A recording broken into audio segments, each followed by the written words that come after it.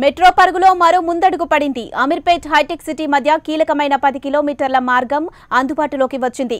Governor Narasimhan జెండా ఊపి ప్రారంభించారు. ఇప్పటికే 46 కిలోమీటర్ల మార్గం అందుబాటులో ఉండగా తాజాగా 10 కిలోమీటర్లతో 56 కిలోమీటర్లు చేరుకుంది. రివర్స్ సిస్టమ్ లేకపోవడంతో ఒకే మార్గంలో వెళ్లి మళ్లీ అదే మార్గంలో అమీర్పేట్కి చేరుకోవాల్సి ఉంటుంది. 3 స్టేషన్లలో మెట్రో రైలు సేవలు అందుబాటులో ఉండవు. హైటెక్ సిటీ అమీర్పేట్ మెట్రో జర్నీపై మా ప్రతినిధి ఆర్కే మరింత సమాచారం అందిస్తారు. అమీర్పేట్ హైటెక్ సిటీ 10 కిలోమీటర్ల స్ట్రెచ్ ప్రారంభమైంది. ఎన్నో రోజులుగా కూడా ఈ స్ట్రెచ్ ప్రారంభం కోసం ఇక్కడ ఉద్యోగులు ఎదురు చూస్తున్నారు. ఎందుకంటే ఇక్కడ దాదాపుగా హైటెక్ సిటీ చుట్టుపక్కల ప్రాంతాల్లో 2 లక్షల మంది వరకు కూడా ఉద్యోగాలు వివిధ షిఫ్ట్లలో పనిచేస్తుంటారు. అలాంటిది ఇక్కడ అంటే అమీర్పేట్ వరకు మెట్రో అందుబాటులో ఉన్నప్పుడు కూడా అక్కడి నుంచి హైటెక్ సిటీకి రావాలంటే 40 నిమిషాల నుంచి గంట సమయం పడుతుంది. బస్సులో వచ్చినా, ఆటోలో వచ్చినా, క్యాబ్స్లో వచ్చినా.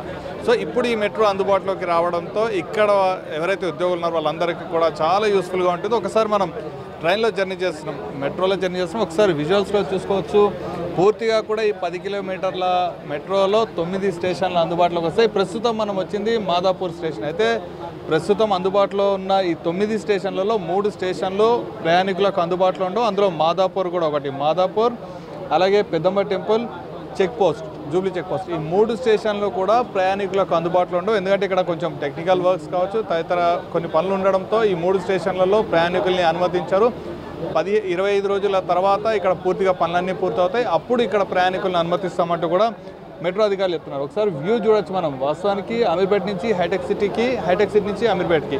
అయితే మామూలుగా చూసుకుంటే మెట్రోలో రివర్సల్ అనేది ఒకటి ఉంటుంది. అంటే ముందుకు వెళ్ళి రివర్స్ తీసుకుని మళ్ళీ ఆ ట్రైన్ వస్తుంది. కాకపోతే ఇక్కడ ఫెసిలిటీ ఇంకా రాలేదు కాబట్టి వెళ్ళే రైలే మళ్ళీ యథావిధిగా అమీర్పేట్ వరకు కూడా చేరుకోవాల్సి ఉంటుంది. కాబట్టి ప్రస్తుతానికైతే ఆ టెక్నాలజీ అంతా రావడానికి మరికొన్ని రోజులు సమయం పట్టే అవకాశం ఉన్నట్టు కూడా అధికారులు చెప్తున్నారు. మొత్తం మనం చూసుకోవచ్చు విజువల్స్లో జూబ్లీ హిల్స్, బంజారా హిల్స్, మాదాపూర్కి సంబంధించిన విజువల్స్ అన్నీ కూడా మెట్రోలో ఎంత అందంగా కనిపిస్తున్నాయని చూసుకోవచ్చు. ప్రస్తుతం మనం పెద్దమ్మ టెంపుల్ స్టేషన్కి చేరుకుంటున్నాం. ప్రస్తుతానికి పెద్దమ్మ టెంపుల్ స్టేషన్ వద్ద కూడా స్టాపేజ్ లేదు. అక్కడ కూడా కొన్ని టెక్నికల్ వర్క్స్ అనేవి నడుస్తుండడంతోనే ఇక్కడ కూడా అనుమతించలేదని అధికారులు చెప్తున్నారు. కొద్దిసేపటి కిందటే గవర్నర్ నరసింహన్ ఫ్లాగ్ హోస్టింగ్ చేసి ఈ మెట్రో రైల్ని ప్రారంభించడం జరిగింది. రాష్ట్రంలో ఎన్నికల కోడ్ ఉన్న నేపథ్యంలో గవర్నర్ ఎలాంటి అంగు ఆర్భాటం లేకుండా ఆయన్నే ఈ మెట్రోని ప్రారంభించడం జరిగింది. 2017లో నవంబర్ 28న ప్రధాని నరేంద్ర మోడీ చేతుల మీదుగా మొదటి మెట్రో ప్రారంభమైంది. అప్పుడు మియాపూర్ నుంచి అమీర్పేట్, అలాగే నాగోల్ నుంచి అమీర్పేట్ కూడా ప్రారంభం అవడం జరిగింది. అదే సమయంలో ఇప్పుడు ఏదైతే అమీర్పేట్ హైటెక్ సిటీ కూడా ప్రారంభమైంది. కొంతమంది మన తోటి జర్నలిస్టులు ఉన్నారు, వాళ్ళు కూడా మెట్రోకి సంబంధించిన మొదటి నుంచి వాళ్ళు కూడా కవరేజ్లో ఉన్నారు. కాబట్టి వాళ్ళు అనుభవాలు ఎలా ఉన్నాయి, అదే సమయంలో ప్రస్తుతం ఈ 10 కిలోమీటర్ల స్ట్రెచ్ వాళ్ళు మనతో కూడా జర్నీ చేశారు కాబట్టి వాళ్ళు కూడా అడిగి తెలుసుకునే ప్రయత్నం చేద్దాం. చెప్పండి, ఓవరాల్గా మీరు కూడా మెట్రో జర్నీ అనేది ఇప్పుడు ఈ 10 కిలోమీటర్లు చేయడం జరిగింది. సో ఇక్కడ ఎలాంటి అనుభవం ఉందంటారు? మెట్రో హైటెక్ సిటీ రూట్లో మెట్రో అందుబాటులో రావడం చాలా మంచి శుభపరిణామము. ఈ రూట్లో చాలా బిజీ రూట్ ఇది. ట్రాఫిక్ అంతరాయం, తీవ్రమైన ట్రాఫిక్ అంతరాయం.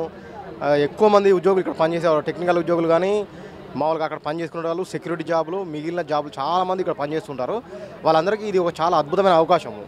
కాకపోతే రేట్లు కొంచెం అటు ఇటు ఉండొచ్చు, కానీ ఈ ప్రయాణించే సమయం తగ్గిపోవడం వల్ల వాళ్ళకి అద్భుతంగా అవకాశం ఉండదని నేను అనుకుంటున్నాను. మొత్తం మీరు కూడా చాలా రోజులుగా మన మెట్రో కవరేజ్ అనేది మనం చాలా రోజులుగా చేస్తున్నాం. ఇక్కడ మీకు ఎలాంటి అనుభవాలు ఎదురయ్యాయి, అలాగే మెట్రోలో పూర్తి స్థాయి ఇక్కడ వరకు రావడం కూడా ఎలా అనిపిస్తుంది? చాలా మంచి అనుభవం. కాకపోతే ఎలాంటి హంగు ఆర్భాటాలు లేకుండా ఎన్నికల కోడ్ వల్ల మామూలుగా జరిగిపోయింది కాబట్టి మామూలుగా ఉంది. కాకపోతే మంచి అనుభవం. రైట్.